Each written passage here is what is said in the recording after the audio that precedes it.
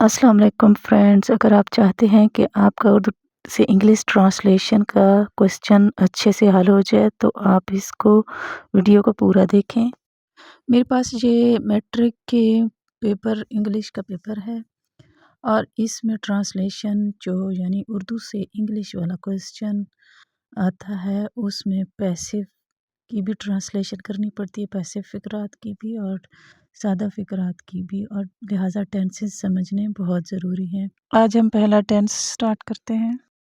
Present indefinite tense का structure देखा जाए तो इसमें सबसे पहले सब्जेक्ट, फिर वर्ब की फर्स्ट फॉर्म, उसके साथ एस या एस, फिर ऑब्जेक्ट इस्तेमाल होता है।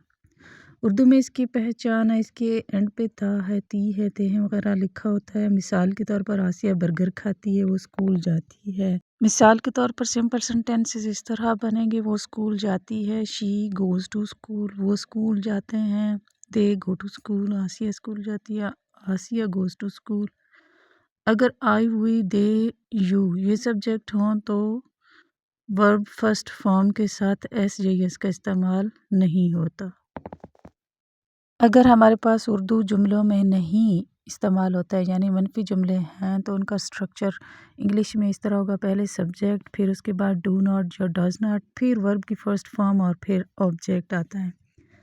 मिसाल के तौर पर वो स्कूल नहीं जाते, they do not go to school, वो स्कूल नहीं जाता है।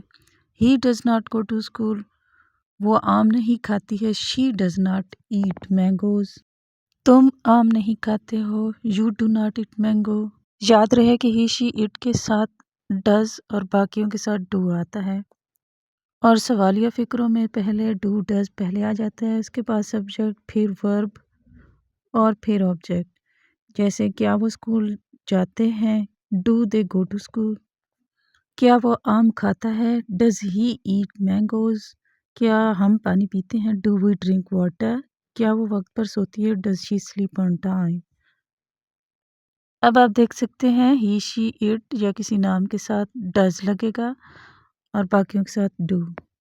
जब उर्दू फ़िक़रात मनफी भी हों और सवालिया भी तो उनका स्ट्रक्चर इस तरह होगा, पहले डू, डज, डू या डज, फिर सब्जेक्ट, फिर नॉट, फिर वर्ब और फिर ऑब्जेक्ट आता है, जैसे आप मिसालों को देख के नोट कर सकते हैं। इसी तरह अगर प्रेजेंट टेंस को हमने पैसिव वॉइस में चेंज करना है तो उसका स्ट्रक्चर इस तरह होगा।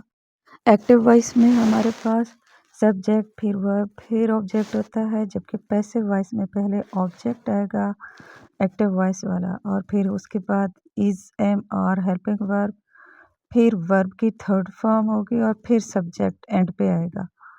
मिसाल के तौर पर she writes a letter, the letter is written by her, ये हमारा पैसिव में चेंज हो जाएगा, यानी लेटर हमारा ऑब्जेक्ट था वो पहले आ गया, उसके बाद इज़, फिर उसके बाद थर्ड फॉर्म आ गई वर्ब की रिटन, और फिर बाय, फिर हर, यानी जो सब्जेक्ट था वो हर में वो अपने मफ़ऊली हालत में आ जाएगा ऑब्जेक्ट के तौर पर।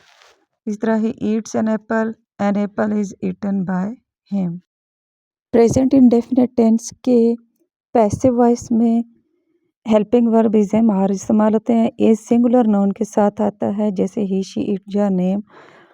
एम सिर्फ आई के साथ, आर प्लूरल नाउन के साथ यूज़ होता है, जैसे दे, वी, यू वगैरह। मिसाल के तौर पर दे प्ले क्रिकेट, तो इसका पैसिव वॉइस बनेगा cricket is played by them. इसी तरह I clean the room is cleaned by मी।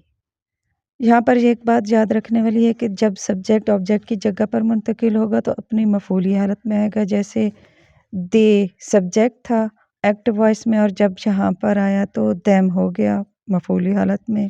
इसी तरह दूसरी मिसाल में आई मी में चेंज हो गया। इसी तरह स्टूडेंट्स, जब हम एक्टिव से पैसिव बनाएंगे तो फ़िक़रात में वर्ब हमेशा थर्ड फॉर्म में आता है और बाय कभी कभी इम्पोर्टेंट नहीं भी होता जब सब्जेक्ट फ़िक्रे में इम्पोर्टेंट ना हो। और प्रेजेंट इंडेफिनिट में हैज़, हैव या वाज पर कभी इस्तेमाल नहीं होते, लिहाजा इस बात का आप लोगों ने ख्याल रखना है। نیکسٹ ویڈیو میں ہم انشاءاللہ پریزنٹ کنٹینیوس ٹینس اور اس کے پیسو وائس سیکھیں گے. تب تک کے لیے آپ اس کی پریکٹس کریں اور جڑے رہیں ہمارے چینل سعدیہ ارم لرننگ کے ساتھ. تب تک کے لیے اللہ حافظ.